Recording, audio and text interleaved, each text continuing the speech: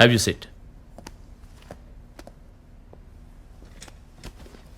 మళ్ళీ ఈ కేసు నేను డీల్ చేస్తానని మాత్రం చెప్పొద్దు. ట్రస్ట్ మీ సార్, తప్పకుండా కేసు ఫినిష్ చేసి చూపిస్తాను. నాకేం ప్రాబ్లం లేదు. లెఫ్ట్ అండ్ రైట్ బేభత్సమైన ప్రెషర్. 1 సెకండ్. క్రైమ్లో ఇన్స్పెక్టర్ శ్రీకాంత్ కనెక్ట్ చేయండి.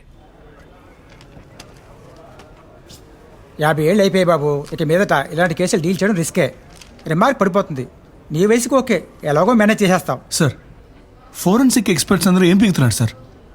ఎగ్జాక్ట్లీ ఇలాగే ఇంకో మర్డర్ జరిగింది. ఆ హంతకుండా పడుకునే ప్రయత్నంలో నేనే హాస్పిటలైజ్ అయ్యాను. అది జరిగినప్పుడు ఆడు చచ్చాడు. కరెక్ట్గా 3 నెలలు పోయాక ఇదే టైప్లో ఒక మర్డర్, ఇన్ని సిమిలారిటీస్తో కేసు. దీన్ని లింక్ చేస్తే రిపోర్ట్ చేయరా? బాబు, కేసు అడిగో, ఇచ్చాను, తీసుకో. ప్రాబ్లం పెద్ద చేయొద్దు. నీకు ఏ హెల్ప్ కావాలని అడుగు, చేస్తా. Thank you very much sir.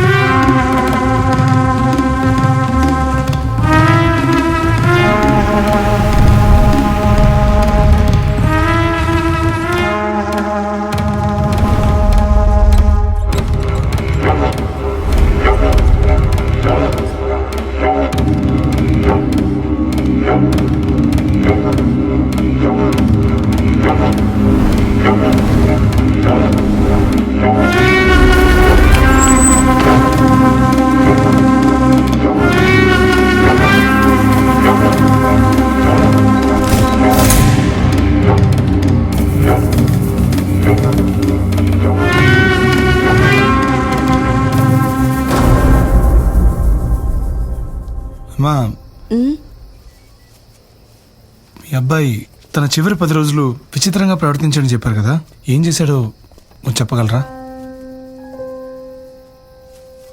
కొద్దిగా ఆళ్ళు మార్పు వచ్చింది. ఓ రోజు అస్సలు నాతో మాట్లాడలేదు. వేరే ఎవరితోనో మాట్లాడినట్టు మాట్లాడాడు. మళ్ళీ ఆడే నాతో వచ్చి మాట్లాడాడు. కానీ ఆడి చిత్రంగా ప్రవర్తించాడు. విచిత్రంగా ప్రవర్తించారంటే ఏం చేస్తుండేవాడు చెప్పగలరా? ట్రైనింగ్కి వెళ్ళడం కూడా ఆపేశాడు. ఎప్పుడు పేపర్ చదివేవాడు కాదు. ఇంగ్లీష్లో ఏవేవో పేపర్లు వచ్చాయి కదా, అవన్నీ చదివేవాడని నాకు వాళ్ళే చెప్పింది. సిగరెట్ తాగడం కూడా మొదలెట్టాడు. థ్యాంక్స్ అమ్మా.